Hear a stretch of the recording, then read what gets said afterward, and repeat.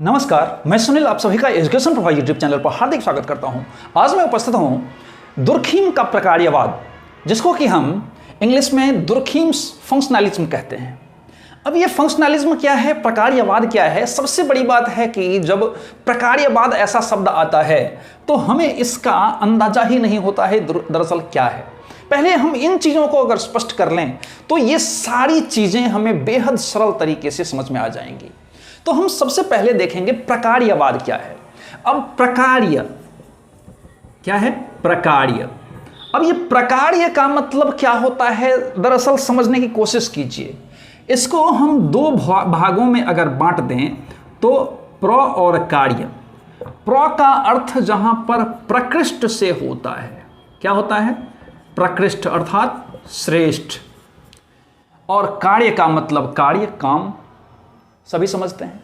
अर्थात ऐसे कार्य को प्रकार्य कहा गया है जो कैसा हो? प्रकृष्ट हो, श्रेष्ठ हो, अच्छा काम हो।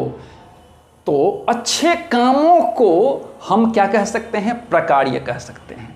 एक प्रकार से हम सरल परिभाषा में आपको मैंने बता दिया। अब यहां पर समझिए, ये दुर्खीम का प्रकार्यवाद है। तो दुर्खीम कौन है भैया? तो दुर्खीम जो हैं वो दुर्खीम कौन है? एक समाज शास्त्री है। एक क्या है? समाज शास्त्री है। अब समाज शास्त्री होने के नाते इन्होंने समाज के उन तमाम चीजों को, उन्होंने तमाम समाज से संबंधित सारे पक्षों को इन्होंने क्या किया? तो इन्होंने अध्ययन किया और अध्ययन के पश्चात इन्होंने देखा कि समाज में प्रकार्य क्या है, प्रकृष्ट कार्य कौन सा है, अर्थात उत्तम कार्य किसके द्वारा किया जाता है, हम उत्तम कार्य किसको कहें, उसको ही इन्होंने मुख्य तौर पर प्रकार्य कहा है। अब इसमें इन्होंने कहा गया, अर्थात इनके द्वारा, दुर्खीम के द्वारा जो एक परिभाषा दी गई, उसमें उन्होंने कहा कि समाज के लिए, समझिए, समाज के लिए की गई जो गतिविधियां हैं, अर्थात समाज के उन्नति के लिए, समाज की उन्नति के लिए की गई जो गतिविधियां हैं, हम उसको क्या कहेंगे? प्रकार्य कहेंगे।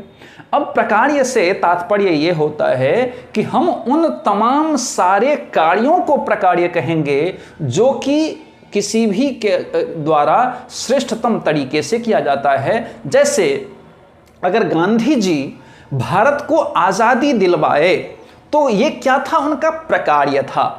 अगर सुभाष चंद्र बोस ने आज़ादी के लिए बहुत सारी लड़ाइयाँ लड़ी तो इसको हम क्या कहेंगे? प्रकार्य कहेंगे। उसी प्रकार से अगर शांति में, अगर मान लीजिए कि मदर टेरेसा ने बहुत सारा नाम किया है, हम उसको क्या कहेंगे? प्रकार्य कहेंगे। मतलब ये है कि समाज के लिए आप जो भी श्रेष्ठ कार्य किया करते हैं तो हम उसको क्या कहेंगे? प्रकार्य कहेंगे। एक सिंपल सा फॉर्मूला समझिए, अगर मैं आप सभी तक पहुंच रहा हूं, अर्थात शिक्षा को देने के का कार्य अगर कर रहा हूं, वो भी क्या? तो बिल्कुल फ्री ऑफ कॉस्ट। अगर फ्री ऑफ कॉस्ट मैंने शिक्षा देने का एक प्रकार से बीड़ा उठाया है कि तमाम उन लोगों तक हम पहुंचे जिनको शिक्षा के लिए वो उन्हें चाहत है, अर्थात जिसको भी चाहत है शिक्षा के लिए, हम उन तमाम लोगों को फ्री ऑफ कॉस्ट शिक्षा दें। ये क्या है? प्रकार्य है। क्योंकि ये भी क्या है? एक सामाजिक कार्य है, बहुत बड़ा सामाजिक कार्य है। तो उन सभी तमाम कार्यों को हम प्रकार्य कहेंगे जो हम एक समाज के लिए उनकी गतिविधियों को स्पष्ट करने के लिए या समाज में योगदान देने के लिए किया करते हैं। तो ये प्रकार्य को आप समझ गए होंगे। अब ये जो दुर्खीम थे वो ऑस्ट्रेलिया, अब समझिए इसको, ये जो दुर्खीम थे ये ऑस्ट्रेलिया के तमाम जनजातियों पर, तमाम जनजातियों के धर्मों पर इन्होंने बहुत सारा काम किया है, बहुत सारा अध्ययन किया है। जब इन्होंने ऑस्ट्रेलिया में जाकर के इन्होंने बहुत सारा काम किया है, खास करके जनजातियों के जो धर्म थे उन पर इन्होंने बहुत सारा काम किया है, तो इन्होंने कहा है कि धर्म जो होता है वो उसका क्या कार्य है? तो धर्म क्या करता है? तो एकता के और शांति,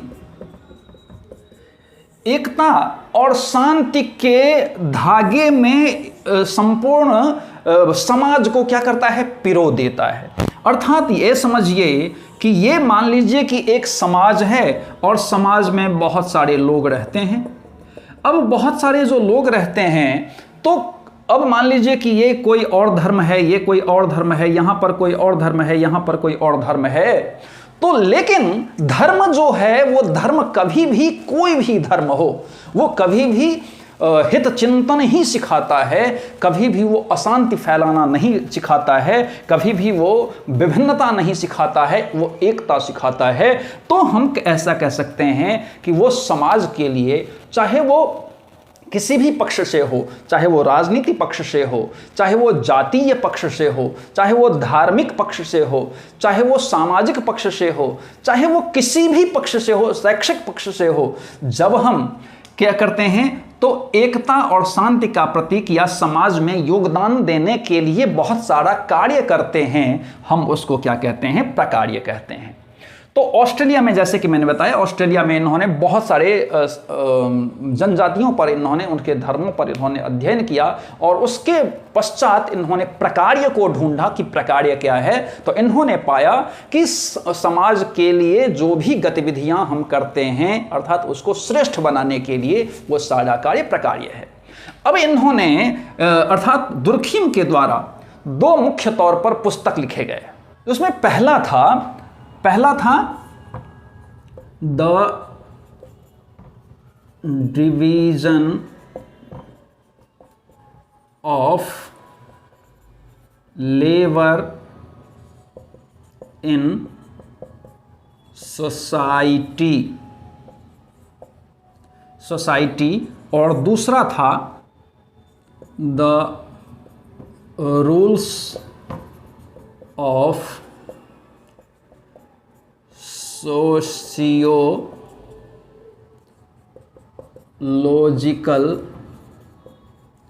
मेथड। अब यहां समझिए, ये कई बार पूछा गया है। मुख्य तौर पर ये जो किताब का नाम है, उनकी रचनाओं का नाम है, ये बहुत बार पूछा गया है, तो इस बात को याद रखिएगा। तो इमाइल दुर्खिम इनका पूरा नाम था, इमाइल दुर्खिम। तो इमाइल दुर्खिम के द्वारा दो पुस्तकें लिखी जाती हैं या दो रचना उनके द्वारा की जाती है, मुख्य तौर पर इस प्रकार से संबंधित। उसमें the division of labour in society और दूसरा पुस्तक है the rules of sociological method. ये दो पुस्तकों के बारे में कई बार पूछे गए हैं, तो इनको ध्यान रखिएगा। और इन्होंने इन दोनों पुस्तकों में प्रकार्य को स्पष्ट किया है और उसमें जो बताया गया है या प्रकार्य को क्या कहा गया है, मैंने सारी बात बताई कि किसको हम प्रकार्य कहें, क्या प्रकार्य है। अर्थात जो अच्छे काम हम किसी भी सोशल के लिए करते हैं, या अगर हम अपने भी परिवार के लिए करते हैं, कोई अच्छा काम करते हैं, अपने परिवार के लिए करते हैं, अपने समाज के लिए करते हैं, अपने राज्य के लिए करते हैं, अपने जिले के लिए करते हैं, अपने देश के लिए करते हैं, तो वो तमाम कार्य जो होता है वो प्रकार्य कहलाता है। अब इन्होंने ये जो प्रकार्य को कहा, इन्होंने प्रकार्य को मुख्य तौर पर ये समझिए कि सबसे पहले जो प्रकार्य शब्द दिया, वो प्रकार्य शब्द कौन दिए, तो स्पेंसर दिए। कौन दिए? अर्थात प्रकार्य ऐसा कह सकते हैं कि प्रकार्य के जो जनक माने जाते हैं, प्रकार्य के जो जनक माने जाते हैं, वो कौन माने जाते हैं? स्पेंसर माने जाते हैं। लेकिन इस प्रकार्य को जो वैज्ञानिकता जो प्रदान की या वैज्ञानिक रूप से जो इसको मतलब दुरुस्त किया, वो कौन थे?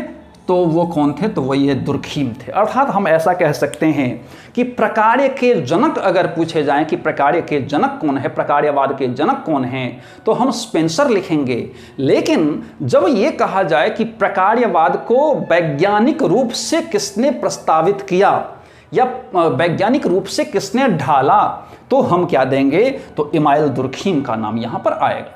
तो मुझे लगता है बहुत सरल शब्दों में, बहुत आसान भाषाओं में आपने इन सारे पक्षों को समझा होगा। इसी प्रकार से पढ़ने के लिए आप एजुकेशन प्रवाह यूट्यूब चैनल को सब्सक्राइब कीजिए, लाइक कीजिए, शेयर कीजिए, कमेंट कीजिए और साथ ही बेल आइकन को जरूर प्रेस कीजिए ताकि आपको आने वाला सभी वीडियो मिलती रहे।